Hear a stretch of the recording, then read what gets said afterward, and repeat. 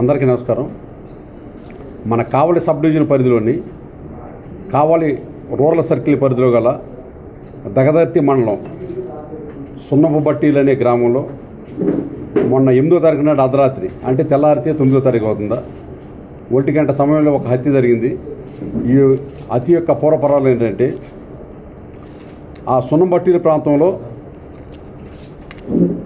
మైపాటి మాధవి అని ఆమె ఉంటుందా. ఆమె వయసు సుమారు 45 to 50 years మధ్య ఉంటాయి. ఈమె ఇడ్లీ బండి నడుపుకుండా బతుకుతుందా.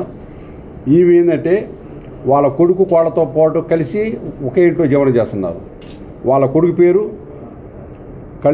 పవన్ కళ్యాణ్, వాళ్ళ కోడల పేరు పద్మశ్రీ అన్నమాట. ఈ ముగ్గురు కూడా ఒకే ఇంట్లో ఉంటారు. ఇప్పుడు ఎవరైతే వీళ్ళకి కొడుకు కోళ్ళక్కడ 2 పిల్లలు ఉన్నారు, చిన్నపిల్లలు ఉన్నారు. వీళ్ళందరూ కూడా బంధువులు. అంటే ఎవరైతే ఈ మైపాటి పద్మశ్రీ అంటే వాళ్ళ కోళ్ళ ఉందో ఈమెకి ఏంటంటే వాళ్ళ రిలేషన్ అన్నమాట. ఆల్రెడీ ఆమె మేనగోళ్ళే. అయితే ఎవరైతే మైపాటి పద్మశ్రీ ఉందో ఈ అమ్మాయి కోడలు అనమాట.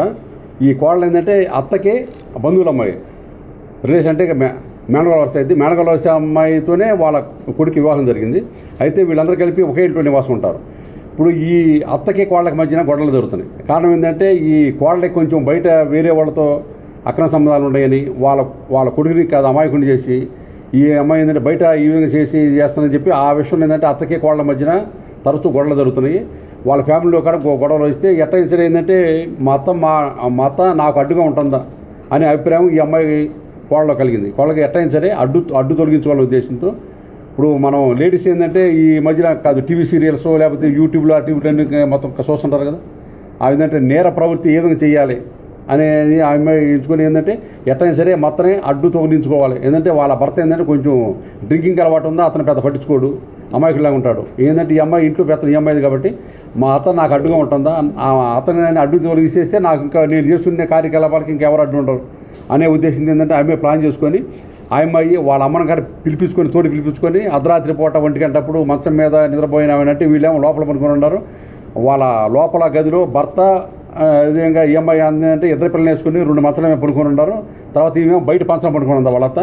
ఏంటంటే లోపల భర్త పడుకొని ఉంటే బయట వైపు గడిపెట్టేసి భర్త బయట లేకుండా ఏదైతే పంచలో ఉందో పంచలో ఉండామని సంస్థను ప్లాన్ చేసి వాళ్ళ అమ్మకాయలు పిలిపించి 2 కలిసేసి పడుకున్న ఆమె మీద ఇక్కడ ఎదురు భాగంలో ఏమి కూర్చొని మెడకాయ పిసికి వాళ్ళ అమ్మేమో దిండుతో ముఖం అంతా అదివేసేసి ఊపిరాడకుండా చేస్తాం వలన స్పాట్లో ఆమె చనిపోయింది. ఇది సుమారు 1 గంట ప్రాంతంలో జరిగింది, అర్ధరాత్రి 1 గంట ప్రాంతంలో. తర్వాత ఏంటంటే ఈ అమ్మాయి మళ్ళీ ఏమి తెలియనట్టుగా మామూలుగా వెళ్ళి ఇంట్లోకి వెళ్ళి మళ్ళీ పనుకోండి. తర్వాత ఉదయాన్నే మళ్ళీ లేచేసి ఏంటంటే వీళ్ళు టిఫిన్ వేస్తుంటారు కదా, టిఫిన్ బండి కోసం అని ఇడ్లీ అన్ని కూడా మొత్తం రెడీ చేస్తా తర్వాత వాళ్ళ ఆయన లేపి మిమ్మల్ని లేకస్తలేదు, ఒకసారి నువ్వు లేచి మిమ్మల్ని లేపమని చెప్పి ఈ అమ్మాయికి అన్నీ తెలిసే మళ్ళీ ఈ విధంగా నాటకం మిమ్మల్ని లేకస్తలేదని చెప్పి వాళ్ళ భర్త అంటే ఎవరైతే చనిపోయిన కొడుకు వచ్చేసి అమ్మ లే అంటే ఆమె లేకస్తలేదు, ఏం లేకస్తలేదని చెప్పి అతనికి డౌట్ వచ్చేసి ఇంకా బంధువులకిను వాళ్ళ సిస్టరు అల్లూరులో ఉండిద్ది. ఆమె పేరు కూతురు పద్మమాట. ఆమె కాడ ఫోన్ చేస్తే తర్వాత అందరూ వచ్చి చూస్తే చనిపోయిందనమాట. ఎలా చనిపోయింది అనేది మీ మిస్టరీ అనమాట. ఇంకా వాళ్ళకి ఆల్రెడీ అనుమానం వచ్చింది. ఆల్రెడీ గతంలోనే వాళ్ళ కూతురు అంటే పద్మకి అల్లూరులో ఉండే పద్మకి చనిపోయినామని చెప్పింది. ఇంకా నాకును మా కోళ్ళ మధ్య గొడవ దొరుకుతుంది, ఎప్పుడైనా నన్ను చంపొచ్చు, నాకు భయంగా ఉందని చెప్పి ఆల్రెడీ గతంలో చెప్పింది. దాని మీద అంటే వాళ్ళు అనుమానించేసి ఎంక్వైరీ చేస్తే ఈ విధంగా రాత్రి నెలదని చెప్పి వెంటనే వాళ్ళు వచ్చి పోలీస్ స్టేషన్కి వచ్చి రిపోర్ట్ ఇచ్చారు.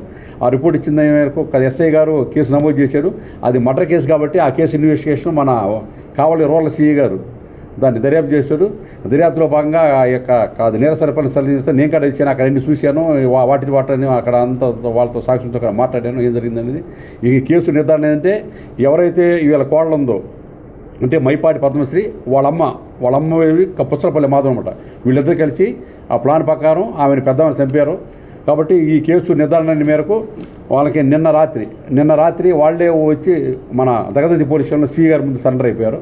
ఆ సరెండర్ అయిన తర్వాత రాత్రి 9 గంటల ప్రాంతంలో సిఐ గారు వాళ్ళని అరెస్ట్ చూపించి ఈ పూట వీళ్ళని తీసుకెళ్ళి కొవ్వూరు కోర్టులో మాట హాజరుపరిచి మేము చట్టప్రకారమైన చర్యలు తీసుకుంటున్నాం.